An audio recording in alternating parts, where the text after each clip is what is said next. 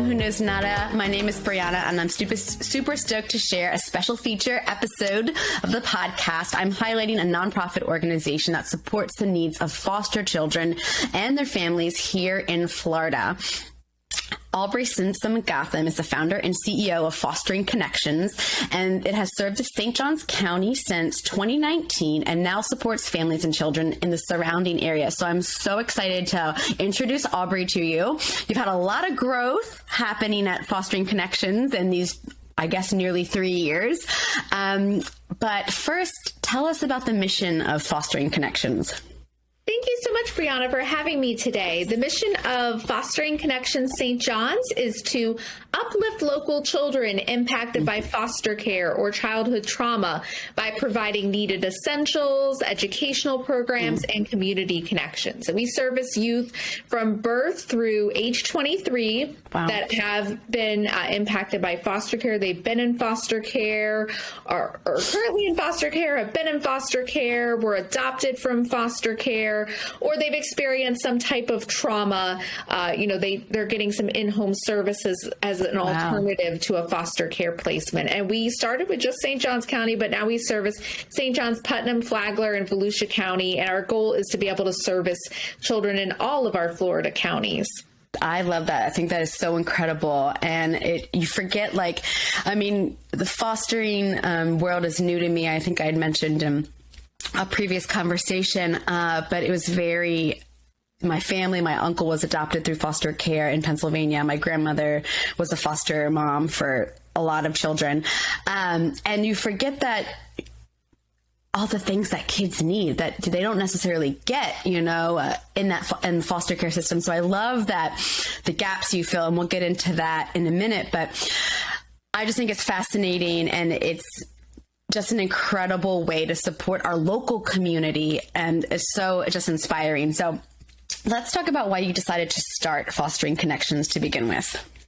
Well, there were different seeds that were planted throughout my life that led me to start Fostering Connections. My dad experienced a lot of childhood trauma as a child, so hearing my dad's stories, that's made me have a lot of empathy for kids that have been through traumatic situations. And then when I was in college, I had a very good friend that had grown up in foster care that shared her story with me and told me kids in foster care, they really need your help. They need your support. But at the time, there just wasn't a lot of resources out there to help, find ways to help in the community, to help kids in foster care. So I knew I was going to help kids in foster care. I just didn't know how at that time. And then I became a teacher in Title I schools, and I had several kids that were in foster care or lived with grandparents. And through my teaching experiences, I started learning more about foster care and seeing how many limited resources there were for kids in foster care and kids whose families were going through a difficult time. So I started doing a lot of volunteering in the community, getting involved in the community, and I just developed such a passion for nonprofit work that I ended up transitioning out of teaching into nonprofit work. And the first nonprofit I worked for was Kidsbridge Family Visitation Center, and their clients are primarily children in foster care, and they come in a safe home-like environment to see their parents when they're in foster care and their parents are working on reunification. And I learned in foster care in St. Johns County, we're the only county in Florida that has our foster program run by the county and not by a nonprofit. And there's a lot of advantages to that, but the main disadvantage is that they can't fundraise. So I saw how many kids in St. Johns County in foster care were missing out on a lot of opportunities for educational programs and getting those essential items that they needed. So in 2019, I got together with some friends who also had a passion for the cause, and we started Fostering Connections St. John's, and we started serving just St. Johns County. And then throughout, as the pandemic came around, another nonprofit that supported kids in foster care and all of the counties had to dissolve because of the pandemic. So we were given the opportunity to give support to more counties. And so we've grown exponentially since we started in 2019. Wow, that's incredible. And I mean, not incredible that other organizations had to dissolve because of the pandemic, but incredible growth for you and your organization. Can you speak to some of those essential needs that aren't met, and just to kind of give an example of things that kids are missing out on when they are in foster care? Absolutely. So the areas of essential needs that we focus on at Fostering Connections, we focus on basic needs, educational tools, and enrichment. The basic needs, those can include beds, bedding, car seats, those basic items. When kids come into foster care, the state doesn't cover a lot of things, clothing, new shoes for school. So we help with those basic needs. And then on the educational tool side, we focus primarily on backpacks and school supplies and educational technology like laptop computers. Especially with the pandemic, a lot of kids were doing virtual learning, and a lot of the schools are incorporating more technology now. And our kids in foster care had very limited access to technology, especially in our rural communities. Only about 5% of kids in foster care in rural communities have access to technology. Wow. So we've been bringing laptop computers to kids so they're able to complete their school assignments. Some are still in virtual school, so they're able to complete their virtual schoolwork. And it's really helped our families a lot having the kids have access to technology. On the enrichment side, we focus on summer camp scholarships. As you know, as a parent, the summer camps some are over $300 a week. Yeah. So to be able to help our foster parents, because they do get a stipend, but it doesn't cover everything. So to be able to help with summer camp, we've helped a child go to dance classes. So those are the areas that we focus on. Of course, holiday gifts at the holidays. When folks become foster parents, there's so many things that are not covered, and areas that we'd like to help with in the future or are medical costs, things like braces, contact lenses. Those things are not covered by Medicaid. So there's so many things, just like with when you have your own children, with foster children, there's a lot of costs that are not covered by the state. So we come alongside families to ensure that the children have all of their needs met. I think that's what an incredible learning curve for just families in our community to understand that. Sure, when you're in foster care, you get a stipend from the state, et cetera, but it's only $400 or something like that, and $400 for anyone who has a child does not go far at all. And it's somewhere around that range. Don't quote me on that exact number, but it's somewhere in there. And I find that fascinating because, a copay for a doctor visit, shoes, even if you go Goodwill, secondhand, clothing. And for me, I have a toddler, and seeing those bills, just every couple of months, you're spending a ton of money on clothes for this young child, is quite exceptional. So I think that it's so important that we understand what's happening in our local community. And even though the foster parents are, in my opinion, heroes, I think the organizations that can make things happen for children might be taken for granted a little bit in our donations, and whether it's monetary or a physical item, they really can make or break a child's existence. So I think it's just absolutely incredible that Fostering Connections is here to service our local community. Is there any misconceptions or misunderstandings that the public might have about the foster system that you'd like to speak to, or have we covered them? Absolutely. There's a lot of misconceptions out there about foster care. The biggest misconception is that foster parents so they can make money, which is the biggest myth, because as you know, I think the stipend's about $500 a month now, but $500 does not go very far with, children, especially with the rising food costs and housing costs, rising cost of goods. And foster, they don't do it for the money. They have to spend a lot of time taking the children to medical appointments, court dates, going to parent-teacher conferences. So for someone to say that foster parents are there to make money is a big myth.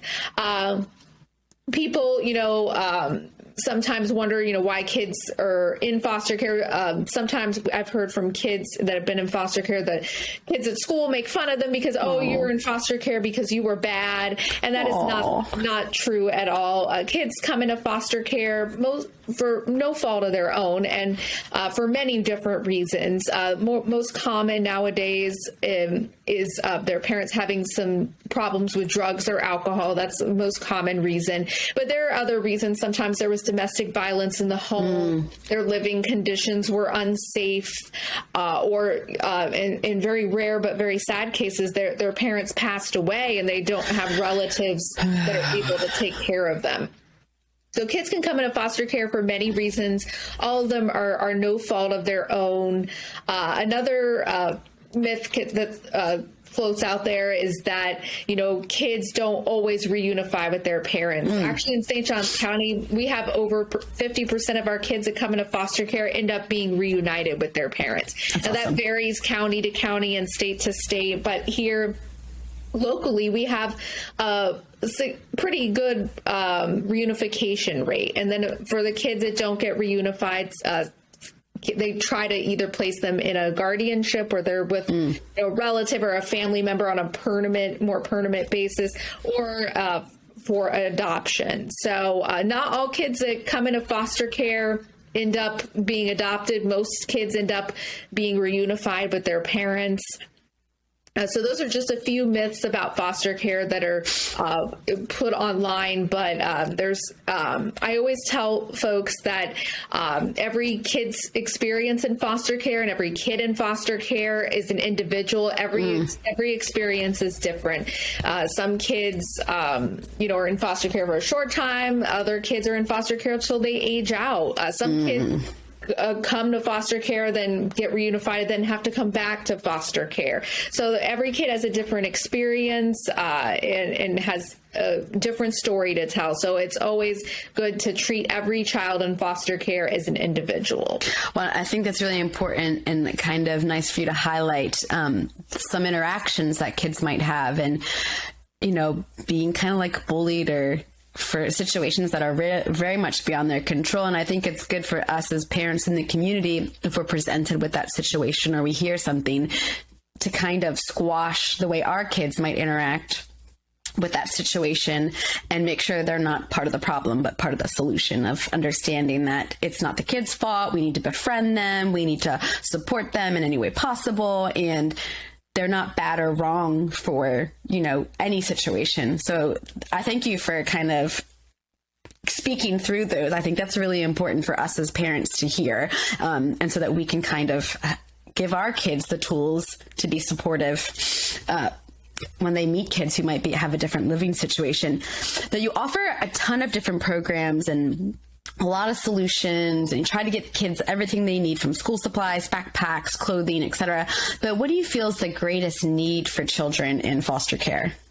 The greatest need for children in foster care is educational programs. They do have needs for the essentials and fulfill that, but what children in foster care need the most are support services. So that's why we've started, especially a lot of programs for our teens that cover college readiness and life skills, because most children in foster care just haven't had that mentorship or positive adult role models in their life.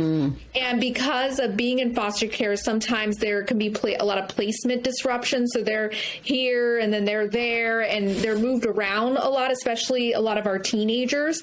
And so they have trouble with making friends and keeping connections just because they're moving around so much. So the best thing that folks can do in the community to help are to support kids in foster care with their educational programs. Around a third of kids in foster care qualify for some type of special education services at school. So there's a lot of school challenges with their learning, and also just from moving around so much. When you go from school to school, every school has a different, curriculum and different curriculum maps and schedules. So sometimes because of all the movement, they miss things.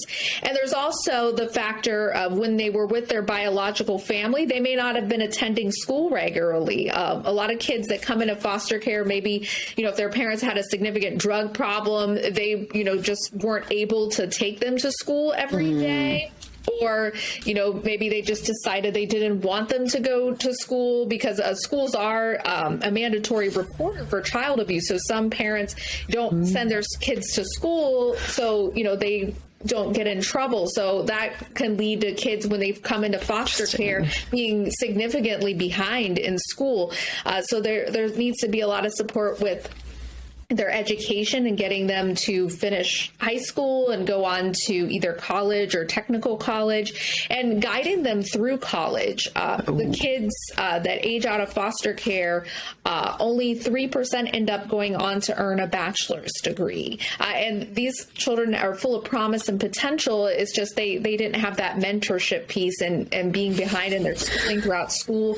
So I would say the biggest need for kids in foster care is help with career and college readiness and life skills, things like what we call adulting. So like cooking and budgeting and getting a job, how to buy a car, how to qualify for a loan or a home mortgage, all those adult life skills, that mentorship piece is just so crucial. Yes. I mean, some of those things, I'm learning in my 30s.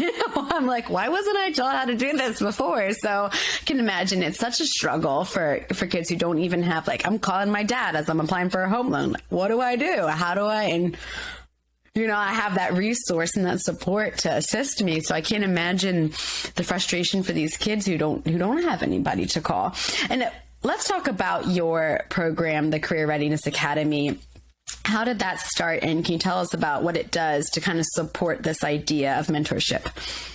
Yes. So our Career Readiness Academy, we started planning that program in 2019. It was always my goal to help kids in foster care with their career readiness skills. And I was fortunately able to connect with the Kookaburra Coffee through an article in St. Augustine Social. One of the owners, Megan, saw my article and learned about what I was doing and said, I've been wanting to do similar things. Let's partner together. So we started partnering with the Kookaburra, which is a local coffee shop in St. Augustine, back in 2019. And we held our first Career Readiness Academy program in August 2020. We were supposed to have it in April 2020. But then with the onset of the pandemic, we had to postpone for a little bit. With the Career Readiness Academy, we're going to be starting our third year in 2022, and it's a job skills training program for teens that are in foster care or have been impacted by trauma. And the age range is 14 to 19 for the program. And it's a great foundational program for kids that are looking for their first job or maybe need some more support with career readiness skills.